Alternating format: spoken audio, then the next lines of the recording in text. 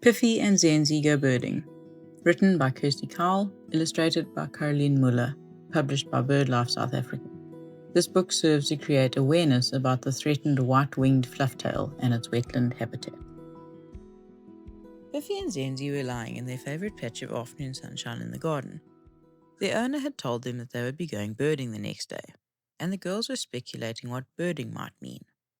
"Chickens are birds," said Zenzi, images of chicken-flavoured dog food flitting through her mind.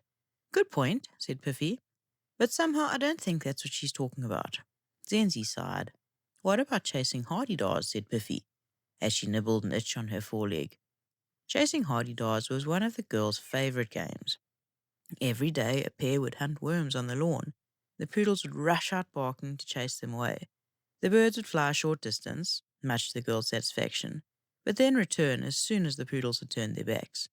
Chasing hardy-dars would be a fun option, but the girls decided that this was probably not what their owner meant either. She never joined them in the game. The only other birds Piffy and Zenzi knew were the parakeets that lived in the lounge. Zenzi suggested that maybe they were going to clean their cage or something like that. Piffy disagreed, because that often happened without any prior announcement. Piffy flopped over in the sunshine and closed her eyes. "I think we'll just have to wait and see." Zenzi nodded and continued pondering until the warm light of the setting sun caused her eyes to grow heavy and close as well. The next morning, bright and early, the poodles were woken by their owner's alarm clock. Zenzi was a morning poodle. She loved the freshness and excitement of a new day. Piffy, however, was not a morning poodle. She crawled from the covers with her ears twisted, grumbling about needing her beauty sleep. Zenzi agreed that by her appearance she should have had more beauty sleep. But, she added, "The time for sleeping is over. We're going birding." This cheered Piffy, and the poodles perched together on the edge of the bed, wagging their tails while watching their owner ready herself. She picked some sensible clothes: a long-sleeved shirt to avoid sunburn, shorts because it was going to be hot, boots so that she could walk far if needed, and a wide-brimmed hat to shade her face. The poodles smiled at each other. All they had to wear were their collars, purple for Piffy and blue for Zenzi. Next, their owner packed a day bag with a notebook and pen, binoculars, and a book with pretty birds on the cover. This book was a guide to help identify birds. Then she headed into the kitchen and filled 2 bottles with water before making herself some sandwiches and throwing in an apple or 2. For the poodles, she packed some doggy biscuits and their water bowls. Finally, just as the sun was lightening the eastern sky, she called the poodles and they were out the door, into the car, and heading off on a grand adventure. The first stop was a few houses away, where their owner's friend Sam joined them. The girls wagged their pom-pom tails delightedly, as Sam allowed them to sit on her lap in the front seat. Sitting in the front meant the poodles had a good view. The humans chatted about all the birds they hoped to see. From the sound of it, they were going to see many new species. The first bird that Zenzi spotted was a small, bright red one perched on a tussock of grass. She pointed it out to Piffy. The poodles also noticed a group of little brown birds fluttering around in the grass. "Southern red bishops," said Sam. Sam explained that the striking red one was a male, while the brown ones were females. "I've heard of that," said Piffy, her nose in the air. "It's called sexual dimorphism. This means that you can tell the difference between males and females by their coloration or appearance." "Why do you think that is the case?" asked Zenzi, impressed by her sister's knowledge on the subject. "I suppose," said Piffy, "it's because the female is the one who sits on the eggs and looks after the young. So it's important that the predators cannot easily see her. The male, though, is the one who must be bright and colourful to attract the females." Zenzi spotted another male southern red bishop. This one was perched on the tip of a grass stalk and was puffed up like a dandelion. All his feathers were erect and he was making a funny fizzing noise. "That might be a display to warn other males to stay away from his territory," said Zenzi. Piffy nodded. Just then, the bird whizzed after another male who had come too close to his perch. This confirmed Piffy and Zenzi's thoughts. "Fascinating," murmured Zenzi as she looked around for more birds. As they drove along, their owner mentioned that they should look out for the long-crested eagle. These birds like to perch on the power lines where they scan for prey, especially rats. Not 5 minutes after she had said this, Sam pointed out one of these raptors. Sure enough, it was perched on the power line with the wind fluttering his elegant crest feathers.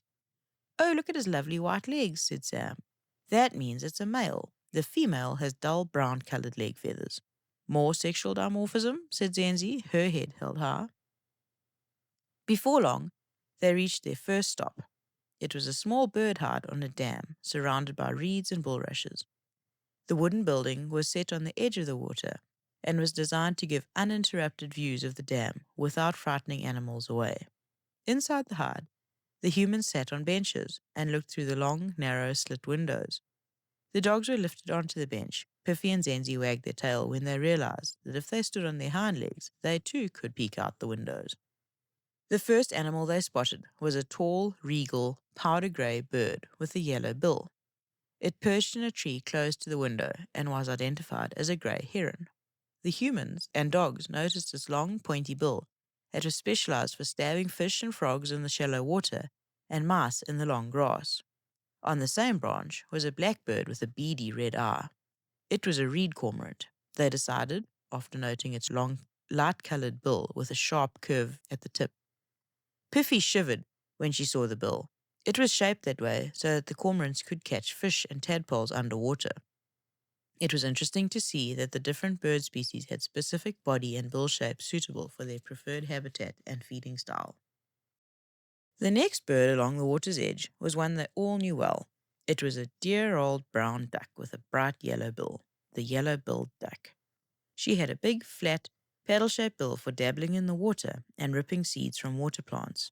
The humans and poodles held their breaths in delight as 5 ducklings emerged from the reeds behind the mother duck, paddling in a straight line. The ducklings paused in front of the hide, and 4 of them proceeded to preen themselves. They trod water with their little feet and groomed their downy wings. The mother duck continually glanced around to check for dangers. Piffy saw another adult duck standing close by on the bank. It was the father duck, also keeping an eye out for any threats. The 5th duckling spotted a dragonfly on a nearby blade of grass and began sneaking towards it. Instinctively, the duckling knew to hold its head low to the water so that the dragonfly wouldn't notice it. The duckling glided within striking range and shot out its neck, quick as lightning, to catch the delicious snack. And just like that, it had some food. The dragonfly fluttered briefly, and the other ducklings heard the rustle of its parchment-textured wings. They stopped preening and hurried to see what their sibling had caught, but by the time they got there, the dragonfly had been swallowed whole. Absorbed in the unfolding duck drama, everyone took a while to notice a magnificent green and blue bird emerge from the reeds nearby. The bird had a strong, bright red bill and long red legs with spiky toes. Piffy and Zenzi's owner whispered that it was an African swamp hen. While they watched, it stretched a leg into the bulrushes and grabbed hold of one of the stems. It pulled the bulrush closer and then cut it into small bits with its bill to eat. "I wouldn't like to be bitten by that," whispered Piffy. Quack! The peaceful scene was shattered by a warning call from the father duck. The ducklings scattered into the undergrowth, and the swamp hen disappeared like a ghost. There was silence as the shadow passed over the open water. It was an African marsh harrier. While the humans gazed in wonder, the smaller animals in the wetland took cover. The harrier had broad, powerful wings for soaring over the ground with hardly a flap. Its bright yellow eyes scanned every centimeter of the wetlands for the movements of potential prey. Its sharp, curved bill was designed for ripping off bits of meat, and its long yellow legs and strong toes, tipped with sharp talons, were perfect for grabbing prey. But not this time. The shadow passed, and peace returned to the wetlands. The mother duck reappeared, followed by the ducklings, one at a time, but the swamp hen was not seen again. But Piffy and Zenzi panted happily at having seen this elusive bird. Just as the humans decided it was time to go, there was a sharp whistle nearby and a flutter of black and white.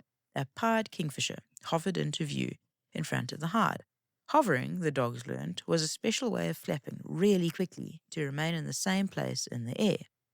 This allowed the birds to search for prey in the water directly below it.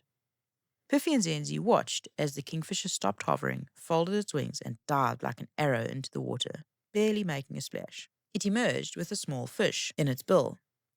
It landed on the branch next to the cormorant, where it beat the fish against the perch. This killed the fish and broke its sharp spines. While the cormorant inched closer, eyeing the scrumptious prey, the kingfisher swallowed the meal in one gulp. As the scene played out before the onlookers, the owner noticed a flash of vivid blue among the grasses at the water's edge. It was a malachite kingfisher, belonging to the same family as the pied kingfisher. Interestingly, the malachite kingfisher fulfilled a similar role to the pied kingfisher in the ecosystem, but was much smaller in body size. This meant that it was the same shape, fed on the same type of prey, and even nested in a similar way. But everything about it was smaller. Smaller bill, smaller prey, smaller nest hole. The girls gazed at the two birds, while the pied kingfisher looked as though he was about to attend a formal dinner in black and white. The malachite kingfisher looked as though he was ready for a raucous party. His bright red legs and bill, electric blue-black, sharply contrasting orange chest, and glorious blue crest feathers made for a crash of color. The poodles also noticed that while the pied kingfisher had been hunting in deeper waters and had perched in a tree, the malachite kingfisher was sitting on the reed near shallower water. So similar, and yet so different, said Zenzi. Wow, said Piffy as they trotted back towards the car. How lucky were we to see those special birds. When you start to look for them, it's amazing how many different birds there are of all shapes and sizes. Zenzi nodded in agreement and hopped this time onto the back seat of the car. The humans discussed their next wetland destination. It was where a secretive, rare, and threatened bird had apparently been recorded, the highly elusive white-winged flufftail.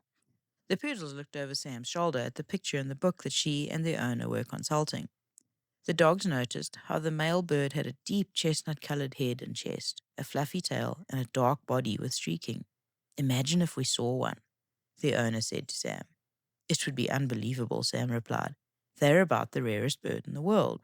So we probably won't see one then, said the owner, but we can always hope. They drove off, and some time passed with many twists and turns in the road. They spotted a few birds, but were moving too fast to identify what they were, except for one incident. Zenzi was looking out the car window and yelped, "Look!" she exclaimed. Near a homestead in the passing farmlands was a flock of chickens. I told you that birding was about chickens. Piffy laughed and shook her head at her sister as the mother hen and her chicks scratched in the dirt, vanishing from sight. Finally, the car slowed to a stop. They had climbed high into the hills and were surrounded by rolling grasslands. In the distance, the poodles saw the mighty Ukahlamba Drakensberg Mountains. The wetland they stopped beside had an allocated parking spot. Positioned nearby were interesting signboards. One described what birds might occur here. Another asked visitors not to litter and to stay on the paths so as not to disturb wildlife. A third had a picture of a doggy, but with a red line through it. No dogs were allowed on the trails. The poodles stopped wagging their tails after seeing this. The humans and poodles exited the car and greeted the man who was going to be their guide. He introduced himself as Jimmy and included the dogs in his greeting. This cheered the poodles, and they wagged their fluffy pom-poms. Zenzi even went so far as to give him a lick on the hand. Jimmy suggested that the ladies fill their water bottles from the stream before they headed out. Sam raised her eyebrows and asked if Jimmy thought that was safe. "Oh yes," said Jimmy. "The water from this high elevation sedge wetland is clear and fresh. It flows off the mountains and through the natural filtration system provided by the wetland." "Explain to me how that works," said Sam, eyeing the clear water that flowed past them. "Well," began Jimmy, "all the rain, mist, and snow that falls in the mountain flows downhill because of gravity. Areas where water is collected are called catchments. In the flatter parts of the catchment, the water slows and spreads out over a wide area. Plants that specialize in growing in waterlogged soil take root in these flooded areas. The growing plants help to slow the water even more and trap the soil that it carries. This is how wetlands are formed and maintained. The roots, stems, and leaves of wetland plants that die then fall into the water and decompose. Decomposition takes a long time because there's little oxygen underwater. Eventually, the accumulation of dead plants forms something called peat.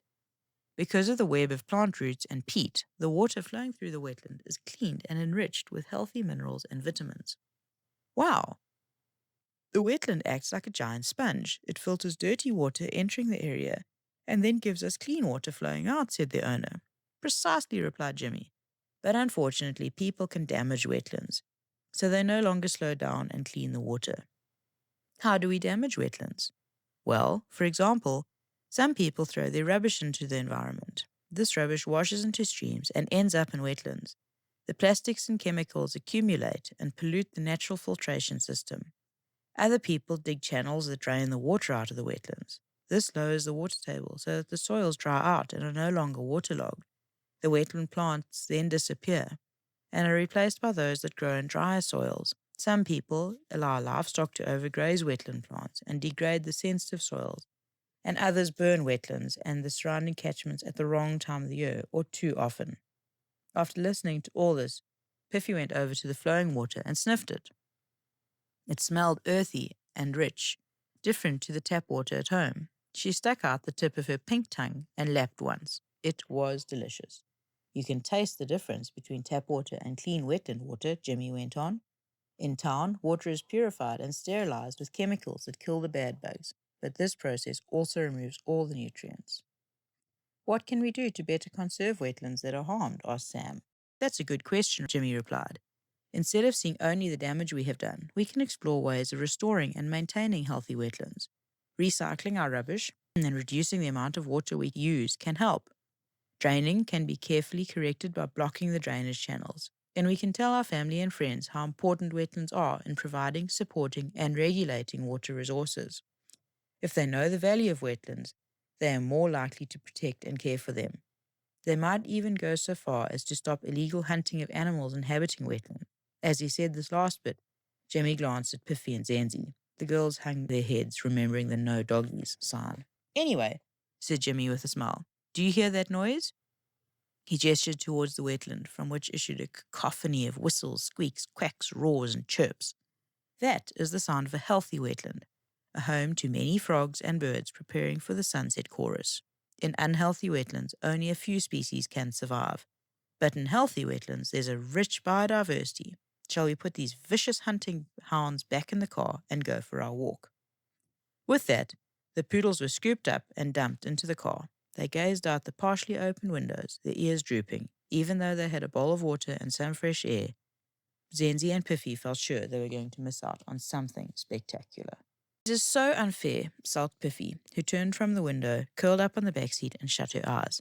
Zenzi agreed, but she remained standing up against the door, just in case she saw something. She had not given up on spotting birds. The gravel of the car park ended abruptly at the edge of the wetland. As she looked, Zenzi saw small movements in the plants as the wildlife resumed its routine after the humans had left for their walk. The undisturbed wetland was a restful place, with water gurgling and sedges rustling. As she continued to watch, Zenzi spotted two little brown birds in the vegetation near the car. They were stripy with a reddish crown and long pinkish legs. They picked around the leaves and stalks on which they hung. Zenzi looked at the signboard that showed which birds they could expect to see. Judging by their appearance and behavior, Zenzi decided that the pair must be Levalens cisticolors, a lifer for her. Next, she saw and described to Piffy a flay rat that emerged from the sedges. The hamster-looking rat had used a tunnel. He and his family had created the tunnel by walking the same path every day through the dense wetland vegetation. His tiny paws had trampled the plants, and he had nibbled the tasty new growth that grew along the path. The tunnels through these wetlands were important for all sorts of other animals that used them as well. They helped many small birds and beasts navigate the labyrinth of wetland plants and quickly escape from predators. By now, Zenzi had also spotted a large crab marching across the gravel. Piffy could not contain her curiosity any longer and joined Zenzi at the window. Just then, the girls heard a strange noise. Piffy pricked her ears, glad she had joined her sister. The noise sounded a bit like a cricket, but it was not the same as the mole cricket that screeched in the rose garden at home every night. No, this was chirpier and seemed to be getting closer. The poodles pricked their ears higher and strained their eyes, scanning the edge of the wetland for any sign of movement. And then, to their tail-wagging delight, a small, dark bird crept from one of the flay rat tunnels and eased onto the pathway. It had long legs, a chocolate-brown head, and a rufous black body with lots of white streaks. It looked left and right and then stretched, fluttering its beautiful wings. As it did so, it revealed the snow-white feathers that gave it its name, the white-winged flufftail. The girls blinked. This was the bird that the humans had been so eager to see. The poodles held their breaths as they watched the flufftail finish its stretch and then gave a soft twittering call. They could not believe their eyes when the flufftail was joined by 3 little black fluffballs. This was a hen with chicks. The chicks pecked at the sedges beside their mother, devouring the delicious seeds at the tips of the stems. Seconds passed before she gave another sideways glance, cocked her head, and then vanished into the sedges with her chicks in hot pursuit. The girls looked at each other, hardly daring to believe what they had just seen. A moment later, they heard the voices of their owner, Sam and Jimmy, returning, discussing the African rail that they had heard but not seen. "There's no need to be so excited. We've not been away long," their owner exclaimed when the dogs jumped all over her as she stepped into the car. If only she knew, Piffy and Zenzy thought. Try as they might, the girls could not get her to understand what had just happened. Eventually, the poodles gave up and settled down together on Sam's lap once more. They kept discussing how special the day had been and how much they had learned and how fun it was to go birding. No one would believe that 2 little poodles had gone birding and seen one of the rarest birds in Africa. The end. As I'm reading this to you, I'm curled up in bed on a cold winter's morning with Piffy and Zenzy and Piffy's daughters Smudgy and Jibby. They are real little dogs. They're funny little fluffy things, full of nonsense, full of adventure. They just want to send their regards to you guys as well.